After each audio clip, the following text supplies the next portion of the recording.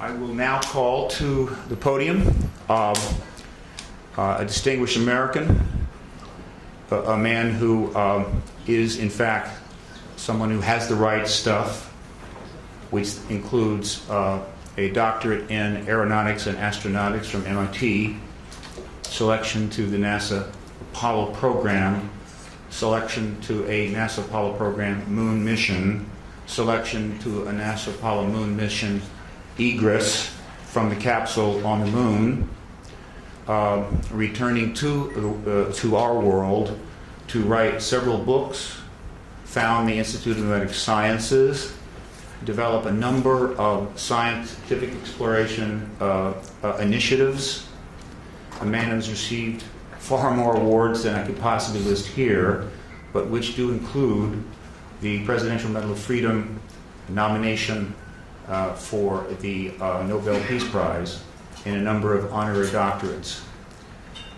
And he has some things to say to you this morning. I would like him to come forward now. Dr. Mitchell.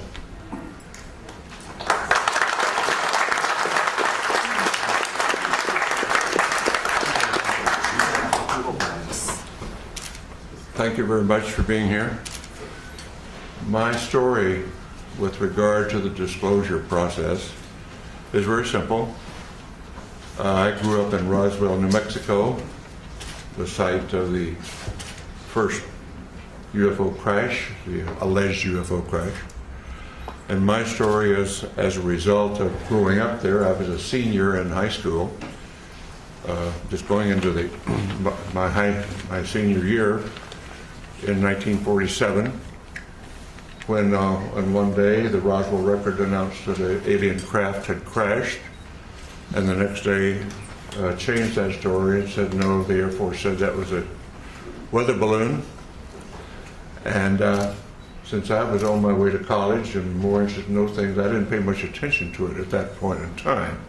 However, my family was in the agribusiness. My grandfather was a cattle buyer and sold registered herds bulls to the ranchers in the area, knew everybody in the area, in the Pecos Valley and beyond, sold cattle into Arizona, western Texas, and was affectionately known as Bull Mitchell in those parts.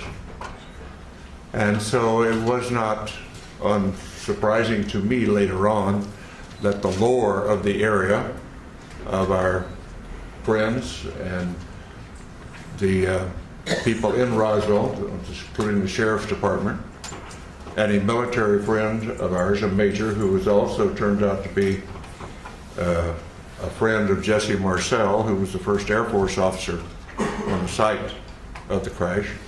And this Air Force officer was in administration. He was not really involved, but he eventually told me his story, and that's how I became involved. So after my Apollo flight, I did very little. I knew nothing but the lore of the region up until that point. But after my Apollo flight, when I was back in the area and visiting relatives and friends, some of the people in the area who had been involved, what I call the old timers, who were involved in the 1940s, 1947, and subsequent with the Roswell crash, and people like in the Sheriff's Department who had been to the crash site and were supervising traffic. My friend and friend of our family, the Major, who was an office mate of in the administrative function at Walker Air Force Base.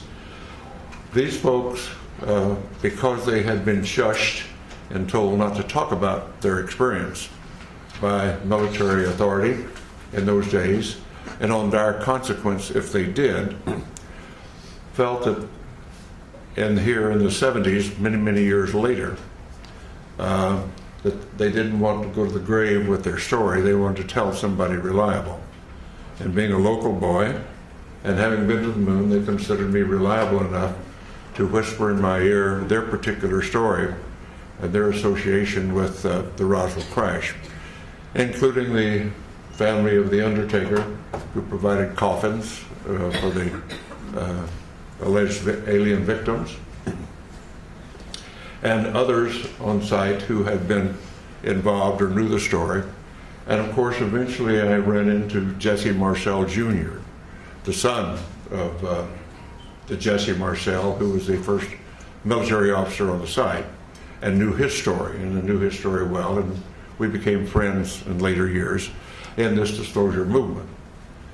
And at some point, about 10 years ago, and I can't remember what date it was right now, when the disclosure movement was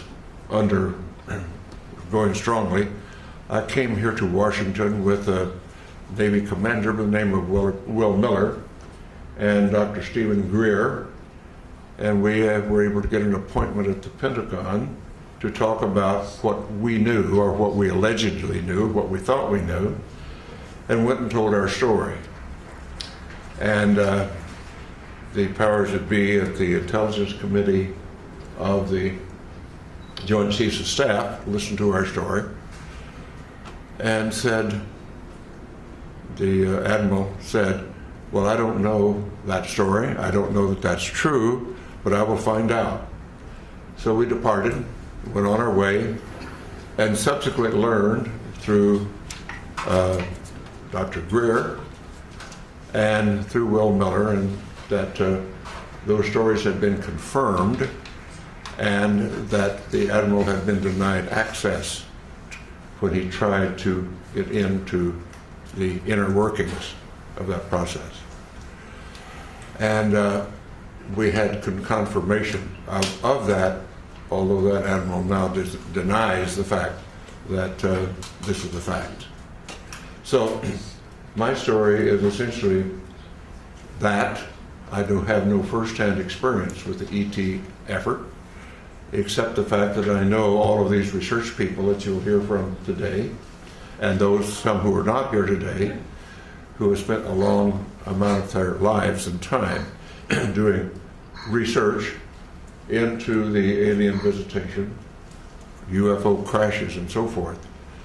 And I urge that those who are doubtful read the books, read the lore, and start to understand what has really been going on, because there is no doubt we are being visited.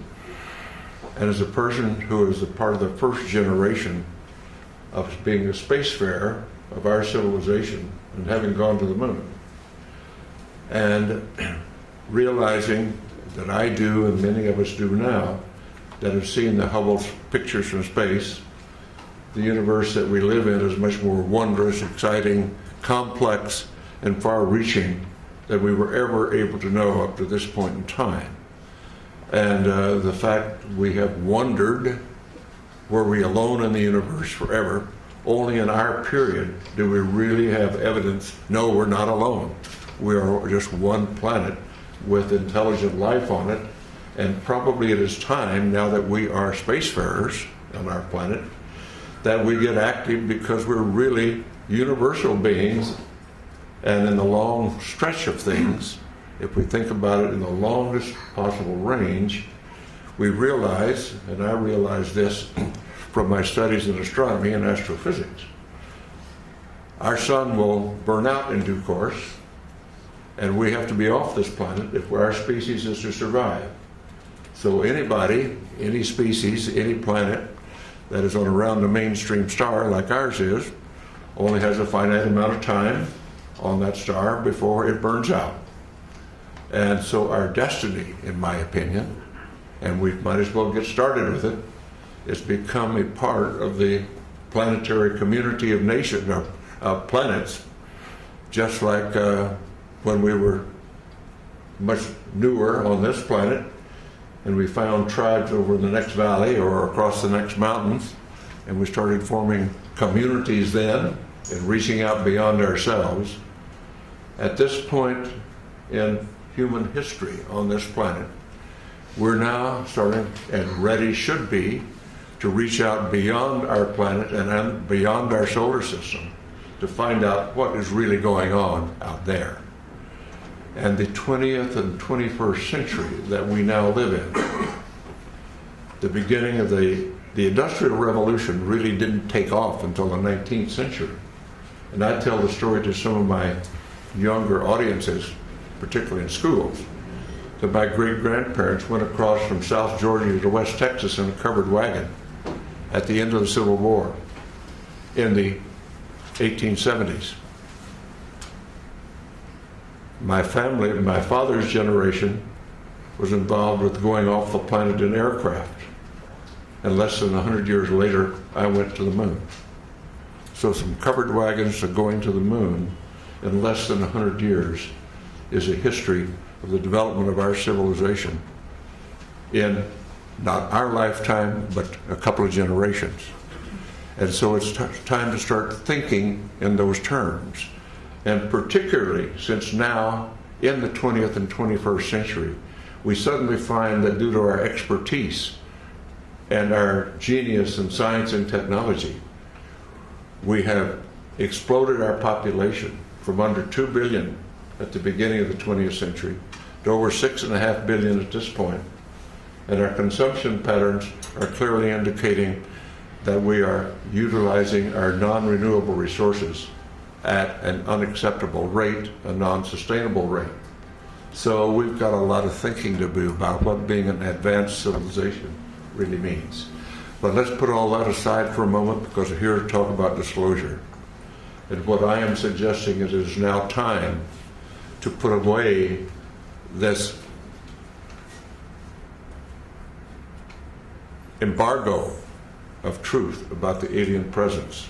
And I call upon our government to open up, like other governments have, and you will hear about that this morning, like the Belgians have, the French have, the Brazilians have, the Argentines, the Mexicans have all released their files. It's about time now that we do the same thing and become a part of this planetary community that is now trying to take our proper role as spacefaring civilization. Thank you very much for your attention.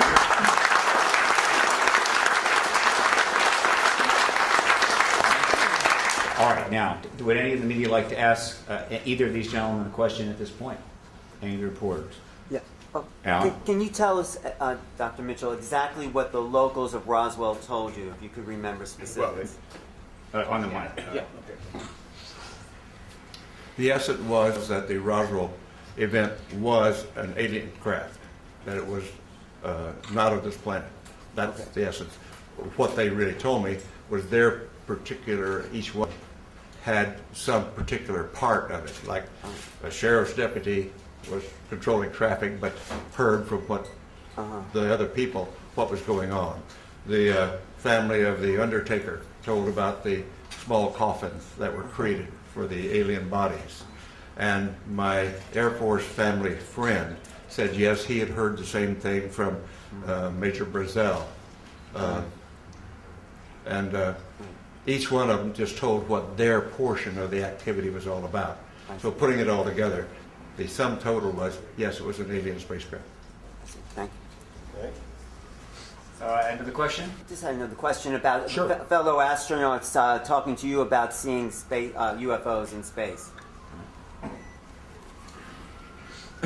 No, I have talked to all of the astronauts up through the Apollo program. And the only ones that have had UFO experience were in their Air Force careers, where were vectored to chase a UFO, never quite made it, couldn't quite get them in their sights or whatever. And that was Deke Slayton, and Gordon Cooper had his experience that's been well recited about seeing one land at Edwards Air Force Base, seeing the pictures of it, and suddenly the pictures disappeared into the vaults of Washington and never returned. But the military people that had UFO experience were in their Air Force careers before the astronaut program. And of course, being a military and a Navy pilot myself, the stories among airline pilots and other pilots is they're just all over the places. And we're all told, shut up about it. I never chased one myself, but all my friends that did, where it was all the same thing, don't talk about it.